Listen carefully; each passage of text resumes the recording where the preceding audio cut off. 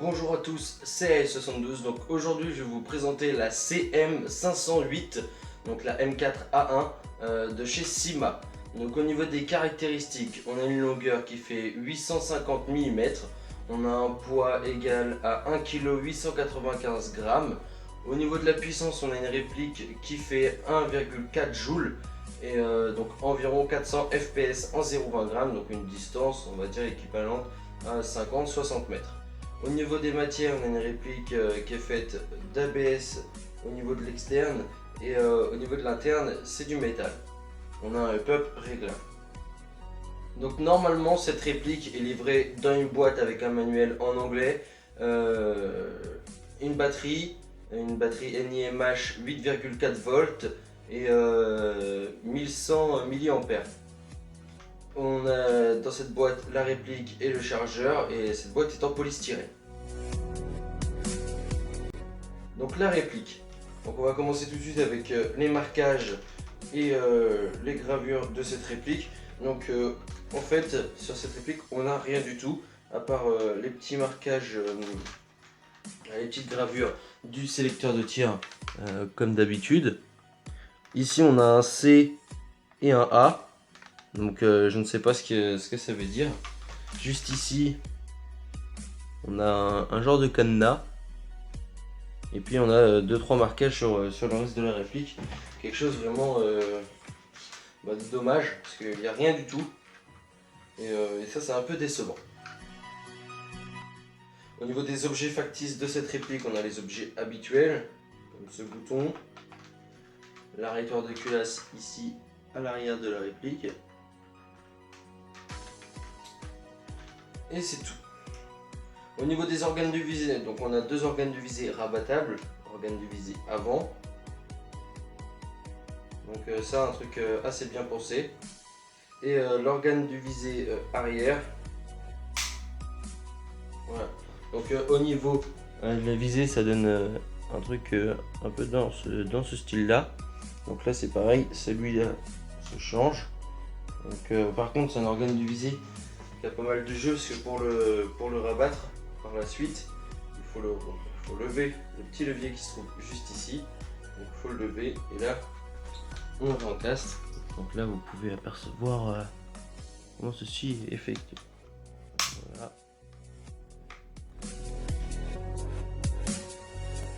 Donc là on va pouvoir installer des systèmes de visée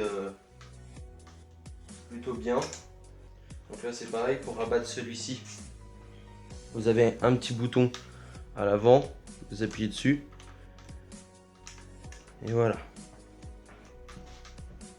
Donc, comme vous avez pu remarquer, là on a un canon externe qui est quand même assez long, donc quelque chose d'assez bien. Et puis le canon interne s'arrête ici jusqu'au bout du cache-flingue. On a des rails type Picatinny en ABS, donc on en a un qui fait toute la longueur de la réplique. On en a un petit ici avec son attache-sangle. On peut en mettre un deuxième ici, et puis là on a un rail en dessous. Levier d'armement avec le up. Donc ici on a la trappe d'éjection, levier d'armement, on arme. Donc vous pouvez apercevoir le up, comme toujours une petite photo.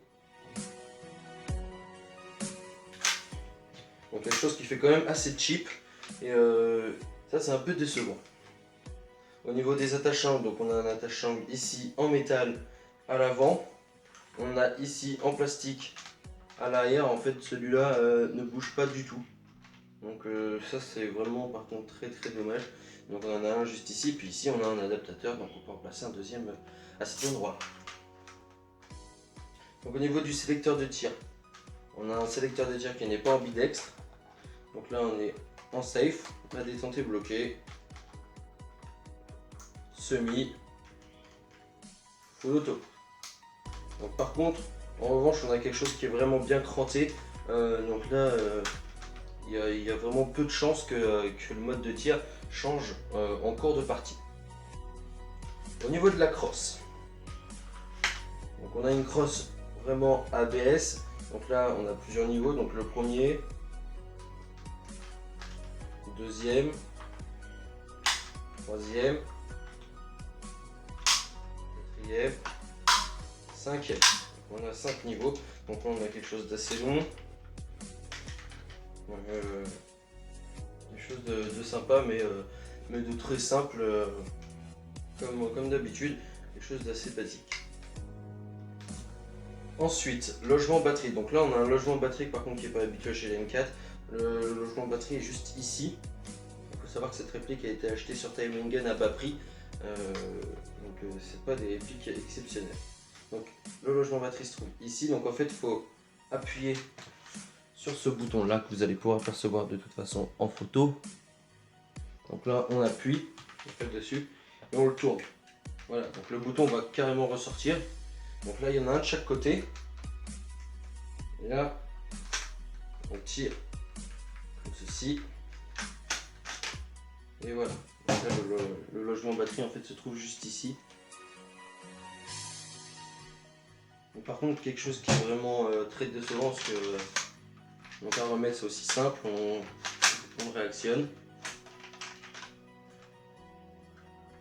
Et là, il faut retourner en fait le bouton en sorte qu'il ne retrouve plus dans le petit coin. Donc là c'est bon, le garde-main est bloqué. Enfin, par contre là on a vraiment quelque chose de pas pratique du tout. Le système habituel dans la crosse c'est quand même beaucoup plus simple. Bouton d'éjection de chargeur, donc comme d'habitude, ici sur les M4. Donc avec cette réplique, on a un chargeur iCap type M4, capacité de 300 billes, donc un chargeur basique. Donc là par contre on a quelque chose qui est vraiment bizarre. Donc là on a le haut qui est en ABS, le talon qui est en ABS lui aussi, donc avec la petite lunette, la petite trappe. Par contre le corps est en ABS aussi je crois, donc quelque chose qui est pas super. On va passer au bilan. Donc on a une réplique qui a un rapport qualité-prix assez bien. On peut dire qu'on va la trouver dans les alentours de 90 € sur le site polonais Time&Gun. Donc c'est pas une réplique qui coûte excessivement cher. C'est une réplique par contre avec les finitions qui est vraiment moyenne. Tout le garde-main en ABS, la crosse, on a quelque chose qui nous a l'air quand même très fragile. Par contre c'est une réplique qui est très bien faite pour les débutants, donc ceux qui ne sont pas sûrs de faire du airsoft ou ceux qui veulent commencer vraiment à bas prix. Je vous conseille vraiment ce type de réplique parce que pour le prix qu'elle coûte, elle envoie quand même pas mal. Vous allez pouvoir voir ça sur le test de tir et c'est une réplique qui est quand même agréable. C'est sûr que c'est autre chose que du GIG armement ou quoi que ce soit.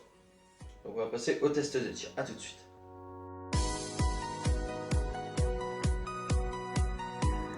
Donc voilà, là on passe au test de tir avec la CM508 de chez Sima. Donc là je vais tirer en 0,20 g et la cible est à 20 mètres. C'est parti.